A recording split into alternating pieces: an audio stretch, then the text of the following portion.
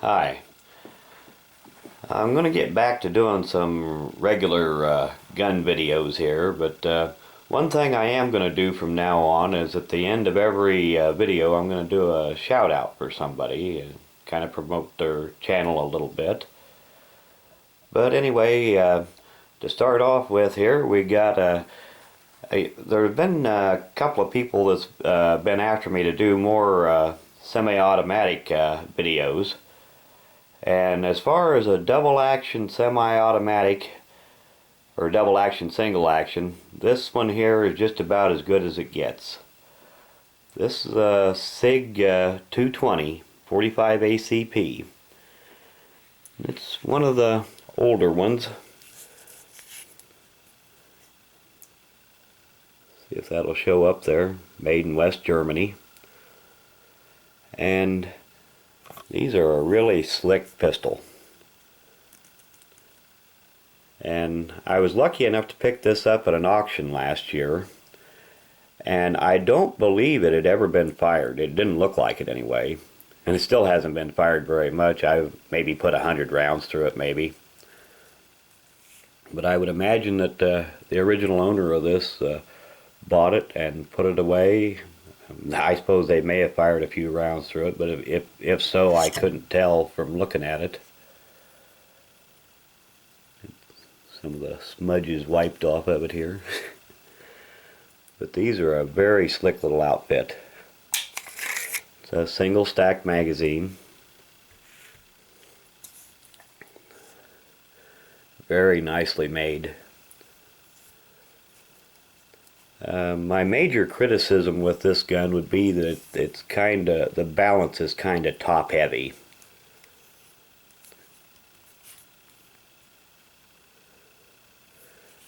But these are very well machined.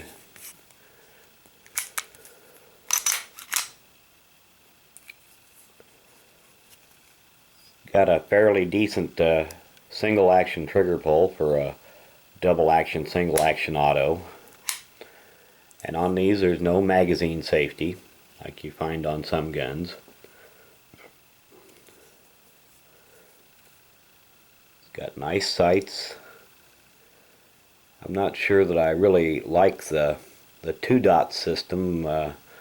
Usually I prefer the 3-dot system on sighting, but these are fairly easy to line up, fairly easy to see.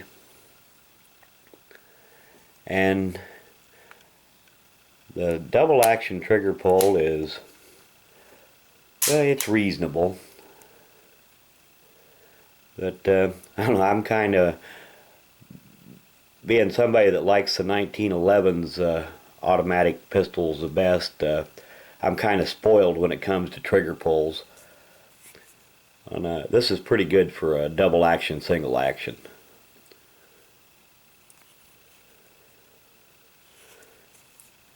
But you'll never get as good of a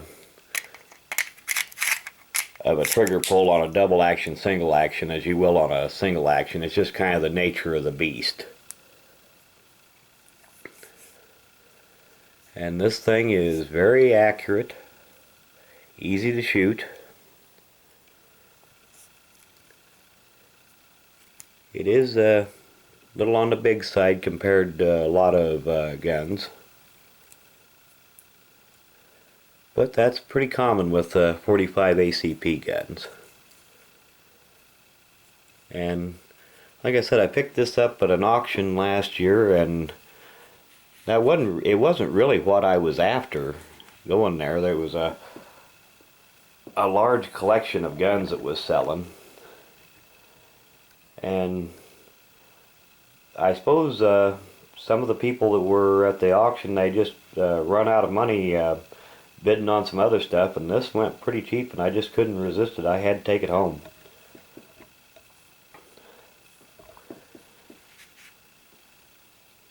But the workmanship on this is very nice.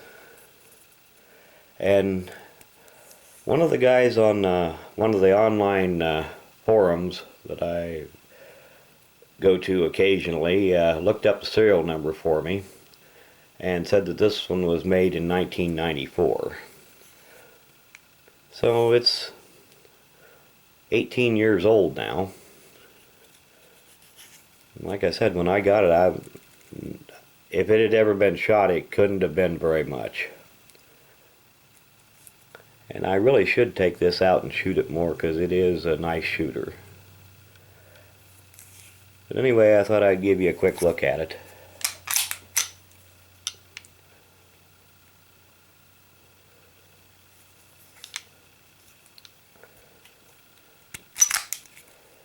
And like all the SIGs, it's got your slide release is here, and this is your decocker here. And of course the mag release is here. And unlike most SIGs, this is a single stack magazine. And at one time they made these for Browning. Oh, back probably in the late 70s, I believe. Maybe even into the early 80s. And Browning called them the Browning BDA. Browning Double Action. And apparently at the time Browning couldn't sell them. But SIG just sold bunches of them. And they're still making them today in several different configurations. The ones that are made today are a little bit different than this one. I'm not a big expert on the SIGs, so I can't really tell you all the different models or differences between the new ones and the old ones. Outside of a little Sig Mosquito 22, this is the only SIG that I own. And anyway, I guess now it's time for the shout out. And the guy that I'd like to promote is a guy that calls himself BCCASU1.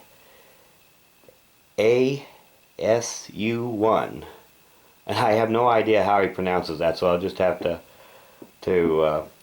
spell it out there. And there will be a link in the description taking you to his site. And he does have some very nice firearms. He's got an old Sharps carbine that's been professionally restored, Browning high power, some nice old Smith & Wessons, and some old Colts from back in the 30s and 40s that are just near mint condition. And you really should go and check out his site if you get a chance. Got some really nice firearms and some good videos there. And I guess that'll about do it for now, and thanks for watching.